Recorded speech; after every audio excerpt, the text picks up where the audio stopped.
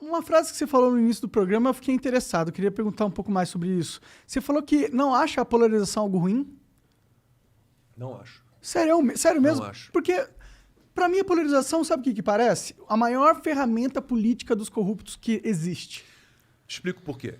O que a gente tem, então, num extremo e no outro? Você tem um governo liberal, conservador, e você tem uma tentativa ali da oposição de voltar ao poder com as suas pautas progressistas, entre aspas. É um Estado enorme, um Estado tutor, controlando tudo, controlando sua vida, fomentando, entre aspas também, porque não consegue, mas fomentando a economia, fomentando desenvolvimento e crescimento, né? Então, você tem esses dois extremos. Você tem no meio do caminho que a social-democracia, isso, a terceira via seria a social-democracia. Acho que a social-democracia ela tem prazo de validade. Então, a gente faz o seguinte acordo. Vamos fazer que nem os países europeus, então, né? A gente passa aí, sei lá, 100 anos como um país liberal, com uma economia liberal, acumulando riqueza, né? E depois a gente pode se dar ao luxo de ter uma social-democracia que faça uma distribuição de renda, que garanta a renda mínima. Mas isso tem limite. Eu sou alemão, tenho dupla cidadania, conheço mais ou menos bem o sistema na Alemanha e vejo que está ficando pesado para os alemães. Assim, essa política social-democrata, essa política de recepção a imigrantes, né? Eu entendo que há pessoas que precisam fugir dos seus países e se refugiar em outros. Elas correm risco de vida, né? Mas a maneira que países europeus se abriram para os imigrantes acaba prejudicando a população, acaba prejudicando o país. A minha irmã na Alemanha, por exemplo, ela tem um pensamento completamente diferente de mim, ela vai ficar chateada se eu ouvir eu falando isso, mas ela acha certo que a Alemanha se abra para imigrantes, para todo tipo de imigrante, só que ela morar numa cidade pequena na Alemanha, nunca tinha tido problema algum, né? De roubo, de furto, de assalto, e já tentaram, né? Já roubaram a empresa do marido dela, do meu cunhado, já tentaram roubar a casa dela, já roubaram a bicicleta do meu sobrinho. Então, é uma cidade de 20 mil habitantes, que não tinha violência nenhuma, agora tem 2 prédios enormes com refugiados africanos, da Eritreia, se não me engano.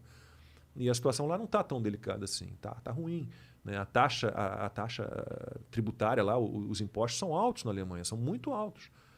Você não banca uma social-democracia com pouco dinheiro. Uhum. Né? Mas quando eu falo da polarização, eu nem quero dizer essa questão mais ideológica da coisa no sentido do seu lado político ou da solução política. Eu digo que a polarização é nociva porque ela cria 2 grupos radicais que eles param de tentar discutir ou conversar ou se entender para construir soluções, eles se radicalizam ao ponto e eles começam a brigar numa briga que realmente não traz resultado nenhum, mas capta a atenção de toda a população e domina toda a nossa narrativa do que acontece no país. E aí a gente tem um país que vive nessa briga de galo aí entre direita e esquerda, tá ligado?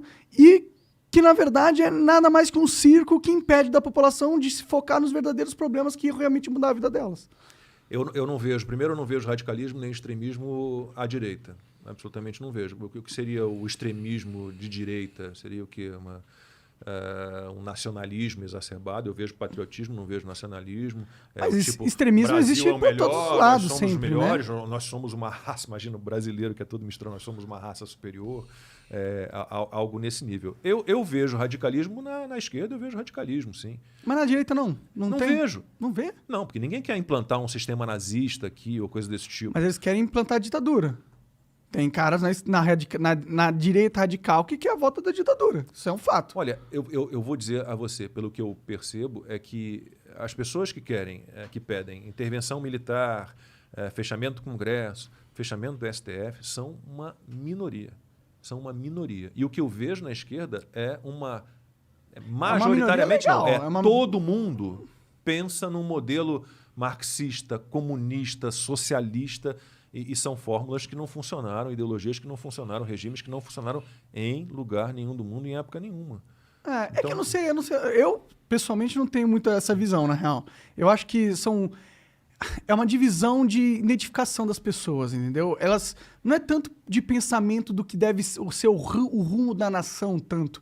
É mais uma tribo, entendeu? Você acha que a maioria das pessoas na esquerda ou na direita tem pensamentos complexos sobre como deveria ser a estrutura? Não, Siri. Eu não encontrou. Caralho, cala a boca aí. Que elas têm essa noção de qual que é a direção e filosoficamente lá. A maioria das pessoas não tem um pensamento tão complexo sobre É por isso que eu simplifico o debate. Pode ser uma simplificação boba, mas eu acho que é basicamente isso. Você defende o quê? Você defende um Estado enorme? Você acha que o Estado vai resolver todos os problemas? Ou você prefere um Estado enxuto, pequenininho, mínimo que seja, né? E o resto você deixa que ali as pessoas, com a sua liberdade, as empresas, o capital privado, né, toquem? Eu penso assim. Eu não vejo. Então, mas no fim das contas, eu acho que o governo Bolsonaro traz essa ideia. Tudo bem, o Bolsonaro, se você for olhar a história dele, ele nunca foi um cara nunca foi um liberal.